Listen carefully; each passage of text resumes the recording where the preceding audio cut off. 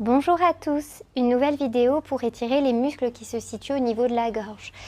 Cet étirement va pouvoir vous soulager lorsque vous avez des douleurs au niveau de la nuque, mais aussi sur les personnes qui vont avoir tendance à être très syphosées comme ça en avant.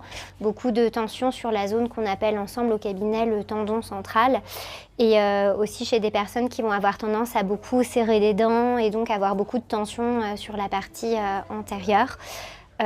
Ces techniques peuvent être aussi utilisées pour un peu venir remodeler le visage puisque ces muscles de la base de la gorge sont en lien avec tout ce qui est le double menton. Voilà, donc pour vous décrire un petit peu l'anatomie de la gorge, on a plusieurs zones sur cette structure. Il y a notamment un petit os qui est en forme de U qui se situe juste ici, qui s'appelle l'os hyoïde.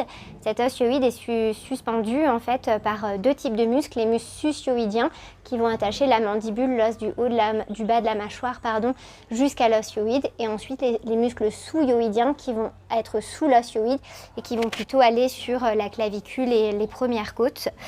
Donc c'est le seul os flottant du corps, il faut le savoir, et du coup la majorité des muscles du coup vont se situer ici. On va avoir aussi des muscles un peu plus saillants, je ne sais pas si vous arrivez à les voir quand je bouge la nuque, mais souvent ils font comme un petit V à droite et à gauche du cou. On appelle ça les muscles scalènes, les scomes. Donc les scomes, on en a un à droite, un à gauche, et ensuite on a les trois scalènes qui sont un peu plus derrière, qui attachent les cervicales jusqu'aux premières côtes. C'est là où vous pouvez avoir le fameux syndrome du défilé thoracique, les névralgies cervico-brachiales qui engourdissent le bras, la main et qui sont très douloureuses. On a également un muscle un peu plus global qui s'appelle le platysma, que je vais essayer de vous montrer.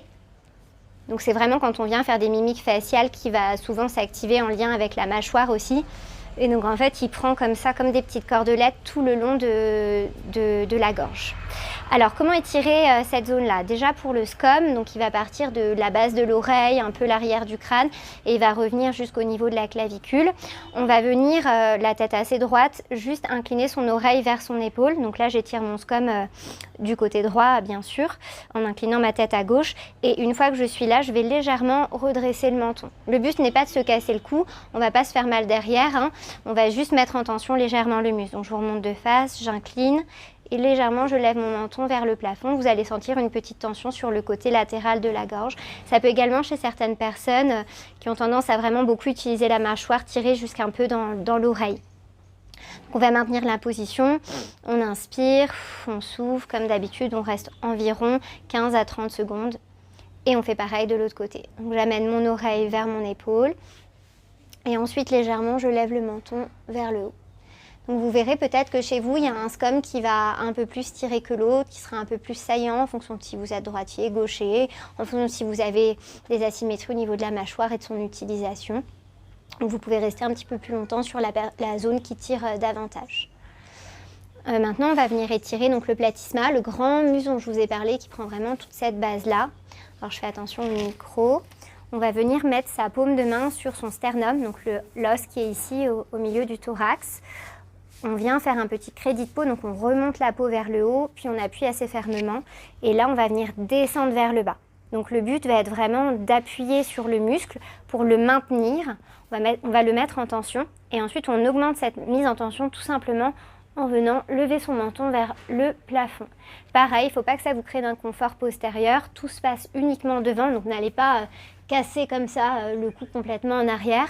On va plus juste redresser comme pour faire un coup un peu valeureux, un peu fier entre guillemets. Donc ici on va pouvoir déglutir tranquillement à plusieurs reprises. Vous allez voir, ça va augmenter la tension. Donc allez-y doucement surtout, il ne faut pas se faire mal, hein. Ensuite on va pouvoir très légèrement incliner. Vous allez sentir que ça va tirer un peu plus sur la latéralité du muscle. Donc on étire le platysma mais aussi quasiment tous les sus et les sous-hyoïdiens grâce à cette technique. Et on peut faire exactement la même chose de l'autre côté. Soit on maintient, soit on augmente la tension en déglutissant. Et on peut aussi venir s'amuser avec la bouche. On ouvre, on ferme et on va sentir que c'est au moment de la fermeture, ça va venir tirer un peu plus sur les muscles sus-hyoïdiens.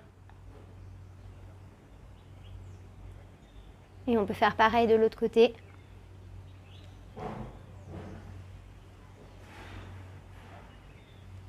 Ok, maintenant on va venir étirer les scalènes. Donc les 3 muscles dont je vous parlais tout à l'heure, cette technique elle est très indiquée si vous avez des fourmillements dans le bras, dans les doigts qui ne viennent pas de hernie cervicale ni de tendinite au niveau du coude. C'est une technique qu'on a déjà vue ensemble sur une short vidéo.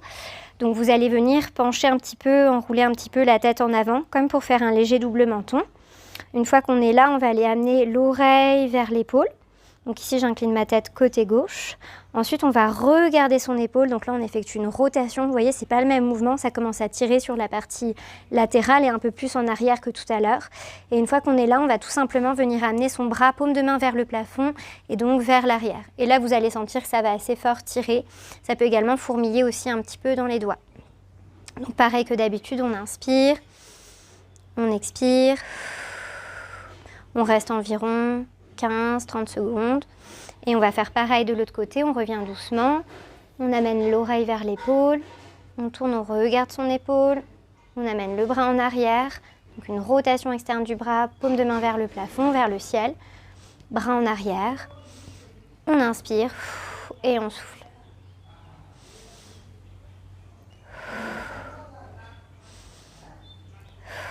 Et pareil, on reste à peu près 15 à 20 secondes, jamais de douleur. Voilà, j'espère que cette vidéo vous a plu. À vos étirements!